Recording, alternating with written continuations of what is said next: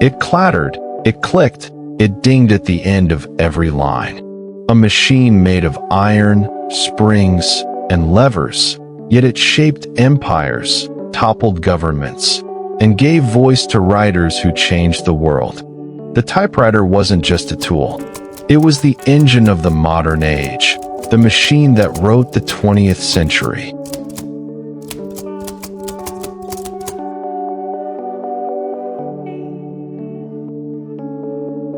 The dream of a writing machine wasn't new. As early as the 16th century, inventors sketched strange contraptions meant to replace the pen. But the first truly practical typewriter was born in America in the 1860s. Christopher Latham Sholes, a newspaper editor from Wisconsin, wanted to create a faster way to print words.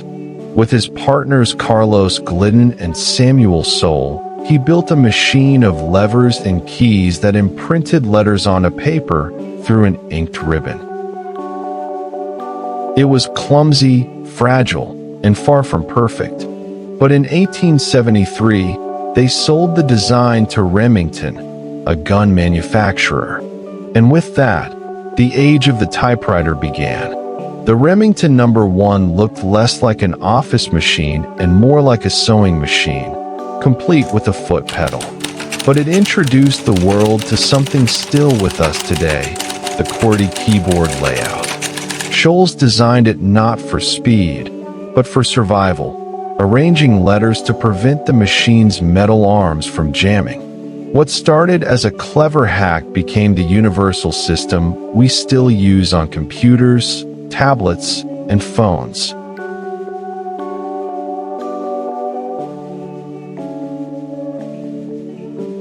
In the late 19th century, offices around the world were transformed. Before the typewriter, correspondence was handwritten, slow, messy, and dependent on skilled penmanship. Suddenly, businesses could create legible, standardized documents at lightning speed. The typewriter didn't just speed up paperwork, it professionalized it. Law offices, banks, government departments, all adopted the machine. With it came the rise of a new workforce, the typist. For women, the typewriter was a revolution. By 1900, typing pools filled with women operators became the beating heart of the office. The machine offered independence and employment, though often at lower pay. Still, the typewriter became a symbol of modernity, efficiency, and progress. Beyond offices, the typewriter became the weapon of writers. Jack London, Ernest Hemingway, Agatha Christie, George Orwell, all pounded away at their machines, producing stories that defined eras. The typewriter gave writers speed, but also permanence. Every keystroke left an indelible mark. Mistakes could be corrected, but never erased entirely. This permanence influenced style itself. Sentences became sharper. Writing became leaner, more direct. It was as though the machine demanded clarity. And in newsrooms, the typewriter turned chaos into order. Journalists hammered out headlines against impossible deadlines, their words flowing through the machine onto presses that would inform or inflame the public.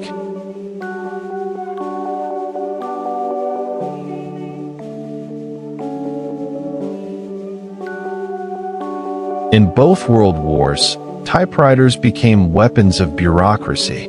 Armies marched on paperwork, orders, reports, coded messages, all produced by clattering keys. Portable field typewriters accompanied soldiers to the front. In Nazi Germany, the Enigma machine blurred the line between typewriter and computer, encoding messages with deadly secrecy. But the typewriter was also resistance. Underground presses in occupied Europe used them to print leaflets and manifestos. In the hands of rebels, the machine's keys were louder than guns.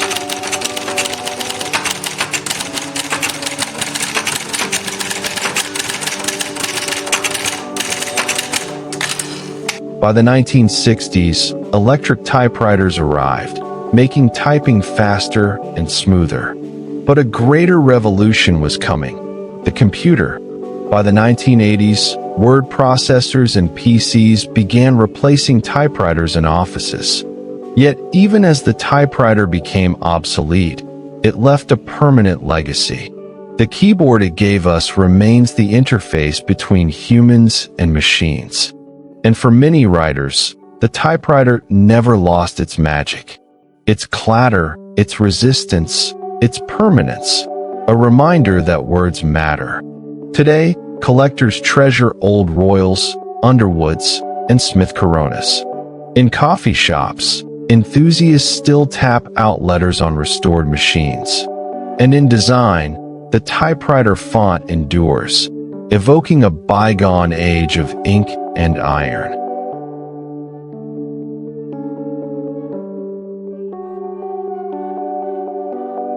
The typewriter was more than a machine.